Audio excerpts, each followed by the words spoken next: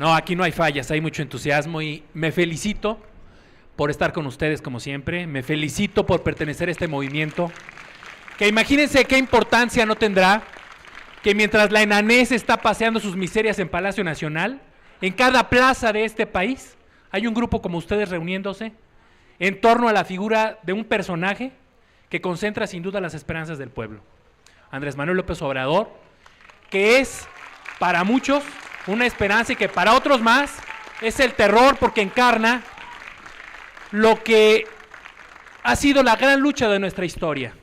Decía José María Luis Mora que la historia de México era la lucha entre el progreso y el retroceso.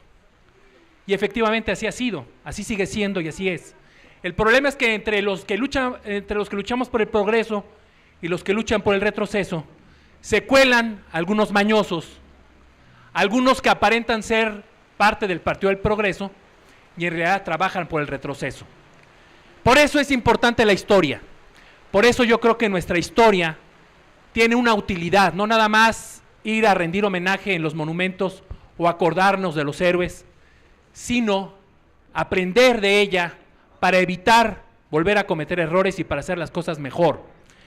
Y en particular recordar la independencia para mí es un pretexto para que sepamos con quién debemos estar y por qué debemos estar, y con quién no debemos estar y por qué debemos combatir esas formas, decía yo, mañosas, que se han metido a través de nuestra historia para evitar una sola cosa, el avance del pueblo. Ya ha hablado aquí muy profundamente el maestro Batis sobre los antecedentes de Primo de Verdad, ya ha hablado aquí el maestro Moctezuma sobre Hidalgo y Morelos. Yo solamente quisiera resaltar lo más brevemente posible el por qué son importantes, pero además por qué son vigentes, porque estamos luchando a fin de cuentas por lo mismo que luchaban ellos. Lo que la historia oficial y la historia que ha frivolizado nuestro pasado, esa historia que nos presenta como si fuera novela, en la que ciertamente nos destacan los rasgos personales de nuestros héroes, pero no nada más para bajarlos de categoría, sino algo peor, para minimizarlos y desviar nuestra historia. Esa historia, decía yo, en la que quieren convencernos, como bien mencionaba el maestro Moctezuma, de que no hay blanco ni negro, no nada más nos ha llevado a la deformación de nuestro pasado y de la concepción que tenemos de nuestros héroes, sino algo más grave, a cosas que son tangibles hoy. En eso se basa ni más ni menos que la política de alianzas. Y la primera alianza política en nuestro país surge ni más ni menos que con Iturbide. Iturbide es el personaje, ya también se ha dicho aquí, que tuvo una caracterización de un hombre sanguinario. Hidalgo lo buscó para que participara en la independencia, él se negó. Fue un hombre sanguinario que persiguió a Morelos, que persiguió a Hidalgo, pero además era un comerciante de la guerra de independencia. Él recibió infinidad de acusaciones porque comerciaba con el hambre del pueblo y con la propia guerra, e incluso la promovía, a tal grado que el virrey lo metió a la cárcel, lo tuvo que juzgar, no lo metió a la cárcel porque era muy influyente, y él tuvo que exiliarse en la antigua Valladolid, y allí estaba.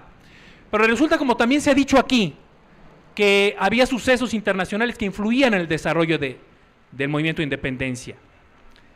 Y algo que tampoco se dice y no se resalta, es que Hidalgo, como Morelos, no quería nada más la independencia de Nueva España, que además hay quien dice que ni siquiera buscaban eso. Hay algún historiador por ahí que dice que Hidalgo estaba tan perdido que lo que quería nada más era restaurar a Fernando VII en la corona española. A mí me gusta recordar una carta que Allende le manda a Hidalgo, porque nos pinta de cuerpo entero hasta qué grado estos hombres, porque además eran varios hombres que se reunían, y mujeres que se reunían a conspirar, tenían clarísimo lo que querían. Y repito, no nada más independizarnos de la Nueva España, era hacer una revolución social en este país. El grito "mueran los gachupines" tiene la fuerza de la reivindicación social que quería hacer Hidalgo. Por eso sus primeros decretos son la abolición de la esclavitud y la reivindicación de la tierra que los españoles nos habían saboteado a los indígenas naturales de este país. Esa era la revolución de independencia que querían hacer ellos. Y la carta que les decía yo, que además es una carta que le manda Allende el 8 de agosto de 1810 a Hidalgo, es muy clara. Fíjense lo que le dice Allende a Hidalgo. Se resolvió, habla de las juntas secretas, obrar encubriendo cuidadosamente nuestras miras, pues si el movimiento era francamente revolucionario, no sería secundado por la masa general del pueblo. Es necesario hacerles creer al pueblo que el levantamiento se lleva a cabo para favorecer al rey Fernando VII. Fíjense ustedes, es decir, estamos hablando de estrategia, de un plan, de toda una concepción de lo que querían hacer. Y todavía nos dicen que Hidalgo no sabía ni para qué dio el grito. E insisto, Hidalgo quería hacer una revolución social, pero además Morelos fue más allá. Porque Morelos como Hidalgo hablaban ya, tenían la concepción de un gobierno republicano democrático, hablaban de Congreso, una noción de democracia que no se tenía en la Nueva España. Pero Morelos decía fue más allá porque él hablaba, ese es el espíritu de las leyes de Apatzingán, de las leyes de Morelos, de moderar la indigencia, sí, pero también la opulencia, decía Morelos. Es decir, un modelo socialista. Ese es el origen de este país, un modelo avanzado de reivindicación social. Esa era la revolución que querían hacer Hidalgo y Morelos, y precisamente cuando viene la amenaza de la revolución de Del Riego de España, que se aplica en México la Constitución de Cádiz, Matías de Monteagudo, que alguno se atreve a decir que es el verdadero padre de la patria, ese señor que, aterrado por la amenaza de que las leyes liberales que estaban aplicando los franceses en España llegaran a nuestro país, pues entonces se ponen a conspirar, se reúnen en la Profesa, los grandes terratenientes, los grandes capitalistas, los comerciantes, la burocracia virreinal, a idear cómo evitar tanto la independencia como que llegaran aquí las leyes liberales. Ese es el origen de que irrumpiera en nuestra historia Agustín de Iturbide. Y el origen de la primera alianza, ¿por qué? Porque lo que concluyen estos señores es que la mejor forma de hacerse del poder es hacer una alianza con los insurgentes. Y traen del exilio a Iturbide, traen del castigo a Iturbide, lo nombran comandante de las fuerzas del sur, con la misión secreta de hacer una alianza con Vicente Guerrero. Iturbide, que sus contemporáneos le reconocían que era un hombre con una gran habilidad de persuasión, convence a Guerrero, hace esa gran alianza, el agua y el aceite ahí están clarísimamente mezclados. Para quienes dicen que ese es nuestro camino, fíjense la enseñanza que tenemos ahí. ¿Qué pasa?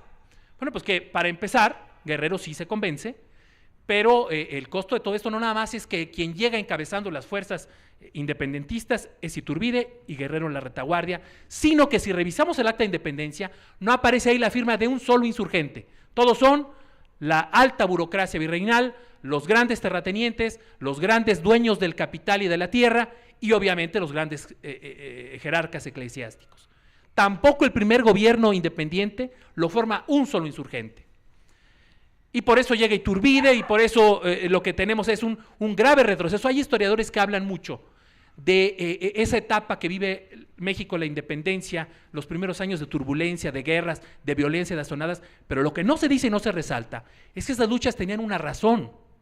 Eran hacer realidad la revolución de Hidalgo y de Morelos. Esa era la guerra de fondo. Los conservadores nos sabotearon la independencia cuando ponen a Iturbide, cuando hacen esta gran alianza que en realidad es un engaño, porque la independencia se hace sí, pero para favorecer a los grandes dueños de tierras, de capitales, de dinero, a los grandes políticos de aquella época, para que se mantengan las cosas tal como permanecían en el virreinato. Y bueno, si vamos más para allá, lo que vamos a ver, porque por ahí nos dicen ya, la solución de este país es hacer un gran gobierno de coalición.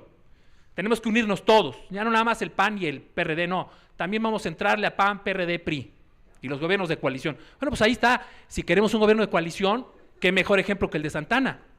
Santana sentó en su gabinete al líder del Partido Liberal, a Valentín Gómez Farías, al líder del Partido Puro, a Miguel Lerdo de Tejada, y a los líderes del Partido Conservador, a Lucas Alamán y a Antonio Ario de Tamariz. Ahí está, ese es lo que ha pasado en nuestro país. ¿Por qué? Porque cuando llegan hombres como Iturbide, Santana, a sabotear las luchas del pueblo, lo primero de lo que nos hablan es de unión.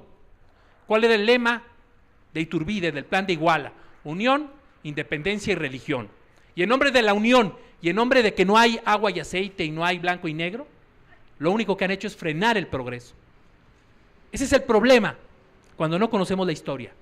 Porque vienen ahora y nos presentan soluciones aparentemente muy innovadoras, que en realidad lo que están buscando hoy son dos cosas: frenar al movimiento popular que encabeza Andrés Manuel López Obrador y seguir detentando el poder político y económico. ¿Para qué? Para quitarnos nuestra soberanía.